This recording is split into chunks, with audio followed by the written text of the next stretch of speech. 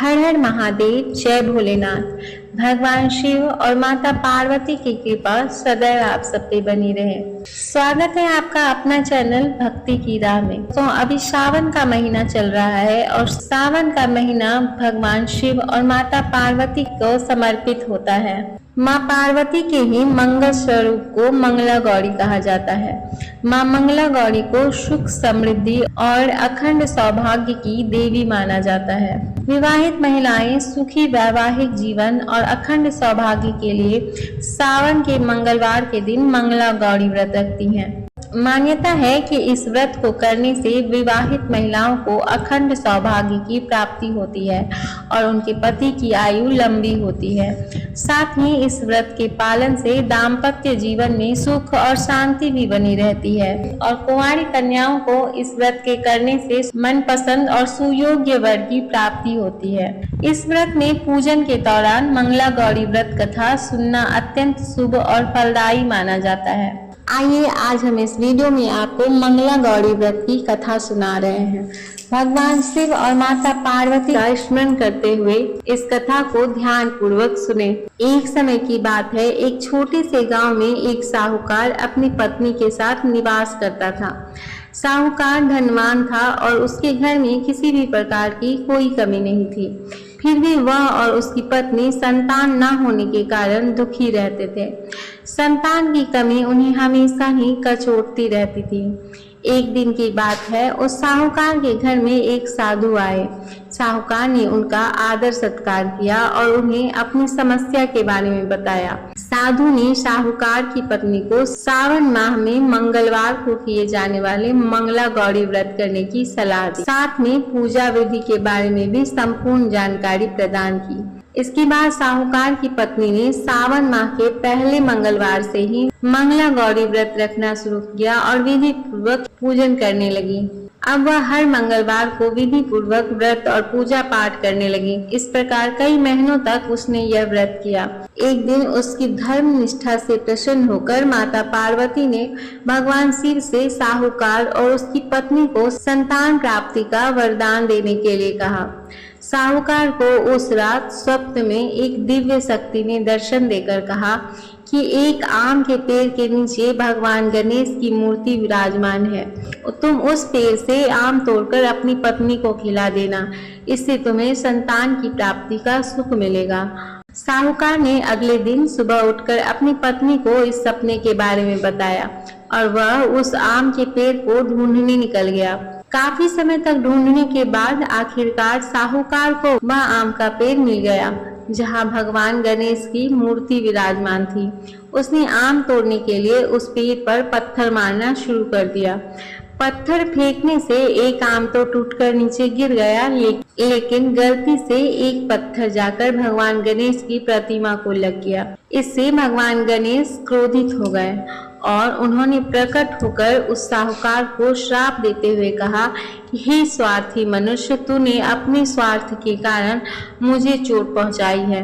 तुझे माँ पार्वती की कृपा से संतान की प्राप्ति तो होगी, लेकिन उसकी मृत्यु 21 वर्ष की आयु में ही हो जाएगी। यह सुनकर साहूकार बहुत घबरा गया और वह वापस घर चला गया। उसने वह फल अपनी पत्नी को खिला दिया और किसी को भी इस घटना के बारे में नहीं बताया। कुछ समय बाद भगवान शिव और माता पार्वती के आशीर्वाद से साहूकार और उसकी पत्नी को पुत्र की प्राप्ति हुई। इससे उन दोनों के जीवन में खुशी का ठिकाना न रहा, लेकिन साथ ही साहूकार इस बात से चिंतित था कि उसका पुत्र अल्पायु है। देखते ही देखते वह बालक 20 वर्ष का हो गया और व्यापार में अपने पिता का हाथ बटाने लगा। एक दिन घर लौटते समय साहूकार पेड़ की छांव में तालाब किनारे बैठकर अपने पुत्र के साथ भोजन करने लगा। तभी वहां कमला और मंगला नामक 2 कन्याएं कपड़े धोने के लिए और कपड़े धोते हुए आपस में बात करने लगी। कमला ने मंगला से कहा कि मैंने इस सावन में प्रत्येक मंगलवार को मंगला गौरी व्रत रखने का निश्चय किया है। तुम भी माँ पार्वती को समर्पित यह व्रत अवश्य करना। इससे माता पार्वती प्रसन्न होती हैं और आप पर उनकी कृपा दृष्टि बनी रहती है। इसे करने से मनोवांछित वर और अखंड सौभाग्य की प्राप्ति होती है। कमला की बात सुनकर मंगला भी इस व्रत को करने के लिए तैयार हो गई। दूसरी ओर साहूकार ने दोनों कन्याओं के बीच का पूरा संवाद सुन लिया और उसने अपने मन में यह सोचा कि यह कन्या मंगला गौरी व्रत को करती है, इससे इसे अखंड सौभाग्य की प्राप्ति होगी। यह मेरे पुत्र के लिए एक योग्य वधू साबित होगी। ऐसा सोचकर वह उन दोनों के विवाह का प्रस्ताव कन्या के पिता के पास लेकर गया। साहूकार की गांव में प्रतिष्ठा और मान होने के कारण कमला के पिता अपनी पुत्री का विवाह साहूकार के लड़के से करवा दिया। विवाह के पश्चात भी कमला विधि पूर्वक मंगला गौरी का व्रत करती रही। उसकी इस भक्ति भाव से प्रसन्न होकर माता पार्वती एक दिन उसे स्वप्न में दर्शन देती है और कहती है कि मैं तुम्हारी भक्ति से अत्यंत प्रसन्न हूँ, इसलिए तुम्हें अखंड सौभाग्य का वरदान देती हूँ। लेकिन तुम्हारा पति अल्प आयु है, इसलिए अगले महीने मंगलवार के दिन एक सर्प तुम्हारे पति के प्राण लेने आएगा। तुम उसके लिए एक प्याले में मीठा दूध रख देना और उसके पास एक खाली मटका भी रख देना।